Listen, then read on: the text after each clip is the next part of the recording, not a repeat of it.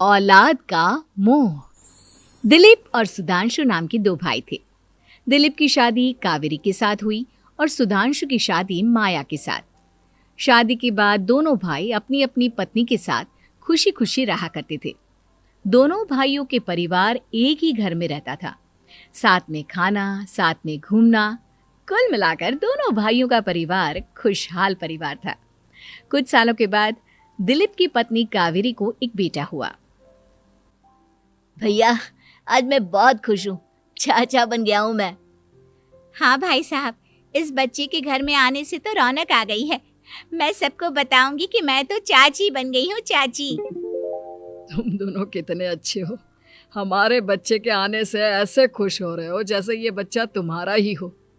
बस भैया, अब आपका बेटा इस दुनिया में आ गया ना, हम भी कोशिश करेंगे कि हमारा भी बच्चा जल्दी से इस दुनिया में आ जाए।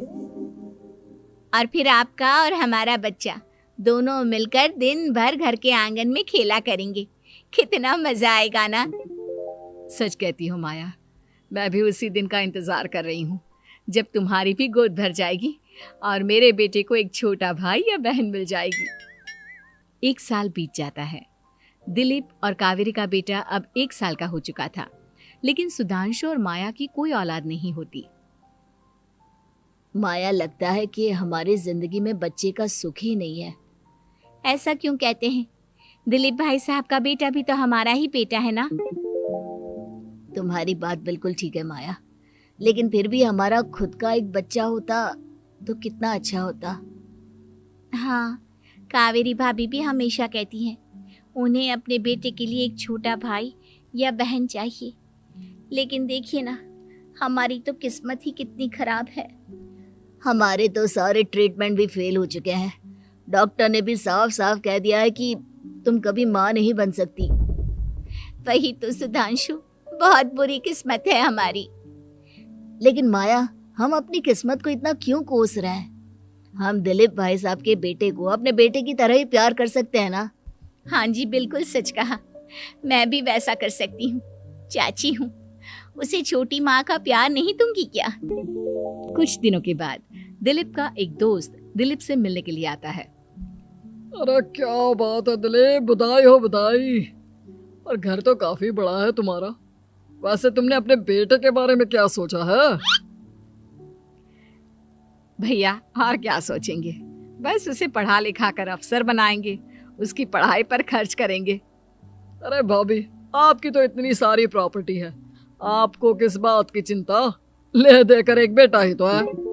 अरे नहीं दोस्त, तुम गलत समझ रहे हो। इस घर में मैं और मेरा छोटा भाई दोनों रहते हैं। इस घर का आधा हिस्सा मेरे छोटे भाई का है। अच्छा, कितने बच्चे हैं तुम्हारे छोटे भाई के? भैया, उनके साथ ना कुछ प्रॉब्लम है। मेरी देवरानी कभी माँ नहीं बन सकती। अरे फिर किस बात की चिंता? अरे मैं तो कहता हूँ अपने बेटे के भविष्य के बारे में सोचिए ही मत। बस ये घर उसके नाम करवा दीजिए। देखिए, आपके भाई का भी कोई बच्चा नहीं है तो सब कुछ आपके बेटे को ही मिलना चाहिए। लेकिन ऐसा करना क्या सही होगा? अगर उनका बच्चा नहीं है तो क्या हुआ? ये घर आधा उनका है, उनकी जो मर्जी है वो करें। अरे कैसी बात करते हो? उनकी कोई औलाद नहीं है, वो क्या करेंगे प्रॉपर्टी अपने नाम रखकर? हाँ, वैसे भाई साहब, आपकी बात तो बिल्कुल सही है। अब जो कुछ भी है वो हमारे बेटे का ही तो है। आखिर वही तो इस घर के वंश को आगे बढ़ाएगा। मैं कल ही देवर जी से बात करती हूँ। अगले दिन सुधांशु और माया, इधर आओ। तुम दोनों से एक बहुत जरूरी बात करनी है मुझे। बताइए ना भाभी, क्या बात है? आपको कहीं जाना है तो आप अपने बेटे को मेरे पास छोड़कर जाइए। मैं ही पूरा दिन रख लूंगी उसे। अरे नहीं माया, वो तो मुझे पता है। मैं किसी और चीज के बारे में बात करना चाहती हूँ। बताइए ना भाभी, क्या बात है? देखिए देवर जी, आपका कोई बच्चा है नहीं, लेकिन मैं जानती हूँ कि आप हमारे बेटे को अपने बेटे की तरह ही प्यार करते हैं। भाभी, बेटी की तरह नहीं, वो हमारा ही बेटा है। मेरे लिए तो वो मेरा ही बच्चा है। वही तो फिर क्यों ना ये सारी प्रॉपर्टी हम मेरे बेटे के नाम करवा दे, क्योंकि तुम्हारा हो या मेरा, हम सबका एक ही तो है बेटा। लेकिन भाभी, अभी तो वो सिर्फ 1 साल का है। अभी से प्रॉपर्टी उसके नाम करवाने का क्या मतलब है? देखिए देवर जी, जो काम जितना जल्दी हो जाए ना उतना अच्छा। आने वाले वक्त का क्या भरोसा। भाभी भरोसा क्यों नहीं, हम तो हमेशा आपके बेटे को माँ बाप की तरह ही प्यार करेंगे। हाँ, लेकिन फिर भी मैं चाहती हूँ कि ये सारी प्रॉपर्टी मेरे बेटे के नाम हो जाए। अब मुझे नहीं लगता तुम दोनों को इसमें कोई भी परेशानी होगी, है ना?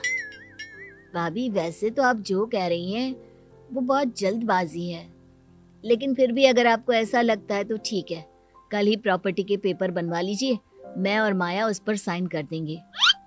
इस तरह से अगले दिन प्रॉपर्टी के पेपर बनवाकर सारी प्रॉपर्टी दिलीप और कावेरी के बेटे के नाम पर करवा दी जाती है। कुछ दिनों के बाद सुधांशु, सुबह सुबह ये कौन लोग आ गए हैं तुम्हारे घर पर? भैया वो ऊपर वाला कमरा खाली पड़ा था ना, सोच रहा था किराएदार रख देता हूँ। लेकिन किराएदार रखने से पहले आपने हमसे पूछा भी नहीं।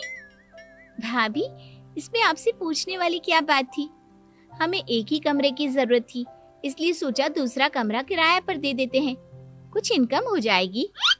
अरे माया, ये सारी प्रॉपर्टी अब मेरे बेटे के नाम पर है और यहाँ पर जो कुछ भी होगा उसके लिए तुम्हें मेरी या दिलीप की परमिशन तो लेनी पड़ेगी ना। हाँ सुधांशु, तुम्हारी भाभी ठीक ही तो कह रही है। अब देखो, तुमने खुद अपने हाथों से ये प्रॉपर्टी हमारे बेटे के नाम की है, वह अभी बहुत छोटा है, तो इस घर से रिलेटेड सारे फैसले तुम्हें हमसे पूछ कर लेने चाहिए। भाभी हमें तो लगा था कि आप हम लोगों से बहुत प्यार करती हैं, लेकिन आप तो हमारे साथ भेदभाव करने लगी। अरे, इसमें भेदभाव करने वाली क्या बात है? और मैंने कौन सा तुमसे कुछ गलत मांग लिया? अरे ले देकर मेरा बेटा इकलौता इस पूरे वंश का वारिस है, सब कुछ उसके नाम है। तुम्हें इस बात से जलन क्यों हो रही है? भाभी माया को जलन नहीं हो रही, वो तो बस ऐसे ही कह रही थी। सब जानती हूँ मैं, इसकी खुद की तो कोई औलाद पैदा नहीं हुई, बस इसीलिए जब देखो तब मेरे बेटे पर बुरी नजर डालती रहती है। देखो माया, कावेरी तुमसे बड़ी है, वो जैसा कहती है वैसा करो। और वैसे भी इस घर पर अब तुम लोगों का कोई अधिकार नहीं है, वो तो हम लोगों की भलाई समझो जो तुम्हें अभी तक यहाँ रहने दिया है। भैया आप इतने कैसे बदल गए? इस प्रॉपर्टी ने आपके दिल से हमारे लिए प्यार पूरी तरह खत्म कर दिया है क्या? इसी तरह वक्त बीतता जाता है और देखते देखते दिलीप और कावेरी का बेटा प्रणव 25 साल का हो जाता है और उसकी नौकरी लग जाती है। पापा, आज मेरा अपॉइंटमेंट लेटर आ गया है, मैंने सिंगापुर में जॉब ज्वाइन कर ली है। लेकिन प्रणव, विदेश में नौकरी करने जाने से पहले तुम्हें कम से कम अपने मम्मी पापा से एक बार पूछना चाहिए था ना। इसमें पूछने वाली क्या बात है माँ, मैं सिंगापुर जाकर जॉब करना चाहता हूँ तो करना चाहता हूँ। देखो प्रणव, हमने तुम्हारे लिए इतनी सारी प्रॉपर्टी यहाँ पर रखी हुई है, उन सब का क्या होगा? यहाँ रहो, बिजनेस करो। सॉरी पापा, मैं यहाँ रहकर कोई बिजनेस नहीं करने वाला, और ये जितनी भी प्रॉपर्टी आपने मेरे लिए संभाल कर रखी है ना, ऐसे ही किसी को दान में दे दीजिए, क्योंकि मैं सिंगापुर से वापस इंडिया आकर कभी नहीं रहने वाला। दिमाग खराब हो गया है तेरा, जानता नहीं तेरी वजह से हमने तेरे चाचा चाची से लड़ाई करके पूरा घर तेरे नाम करवा दिया था। हाँ तो ऐसा करने से पहले आपको सोचना चाहिए था ना। और मम्मा, मैं तो वैसे भी उस वक्त 1 साल का था, मेरा इस मैटर से कोई लेना देना नहीं है। कैसी बात कर रहा है ये लड़का?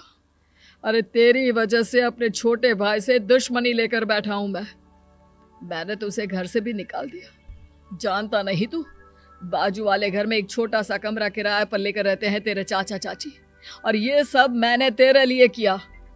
देखिए पापा, आपने जो कुछ भी किया अपने लिए किया। मैंने आपसे कब कहा था कि मुझे ये प्रॉपर्टी और घर चाहिए? और वैसे भी अपने भाई के साथ इस तरह का बिहेव करके आपने कोई अच्छा काम तो किया नहीं। तू सही कह रहा है बेटा, हमने तेरे चक्कर में अपने छोटे भाई जैसे देवर और बहन जैसी देवरानी को इस घर से निकाल दिया। बहुत बड़ी गलती हो गई मुझसे। ठीक है मॉम, तो अब आप अपनी गलती सुधारो, लेकिन मुझे तो फॉरेन जाना है, मैं वहीं जाऊंगा। अब आगे क्या करना है ये आपका डिसीजन है। और प्रणव सिंगापुर जॉब करने के लिए चला जाता है। कुछ दिनों के बाद जब दिलीप और कावेरी को अपनी गलती का एहसास होता है तो वो सुधांशु के घर पहुंचती है। सुधांशु, माया, हमें माफ कर दो, हमसे बहुत बड़ी गलती हो गई। क्या हुआ भाभी? आज इतने सालों के बाद अब हम गरीब लोगों के घर क्या करने आई हैं? भाभी, हमने तो खुशी खुशी अपने भतीजे को सब कुछ दे दिया, अब हमारे पास कुछ भी नहीं बचा है। भाई मुझसे बहुत बड़ी गलती हो गई, जो तेरे जैसे भाई को मैंने प्रॉपर्टी के चक्कर में घर से निकाला, और जिसके लिए मैंने ये सब कुछ किया वो खुद ही विदेश चला गया।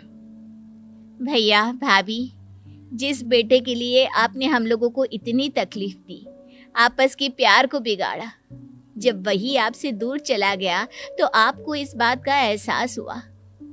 लेकिन माफ कीजिए, अब हम आपके साथ रहने के लिए उस घर में नहीं आ सकते। नहीं नहीं माया, ऐसा मत कहो, मुझसे बहुत बड़ी गलती हो गई, प्लीज वापस चलो, मैं वो घर फिर से तुम्हारे नाम कर देती हूँ। भाभी, मैं उस घर का क्या करूंगी? किसके लिए? मेरा कोई बच्चा नहीं, मैं तो बस जिंदगी भर आप लोगों के साथ प्यार से रहना चाहती थी, प्रणव को अपने बेटे की तरह प्यार करना चाहती थी, लेकिन आपने मुझसे वो अधिकार छीन लिया। भाभी और भैया, एक सवाल पूछना चाहता हूँ आप लोगों से।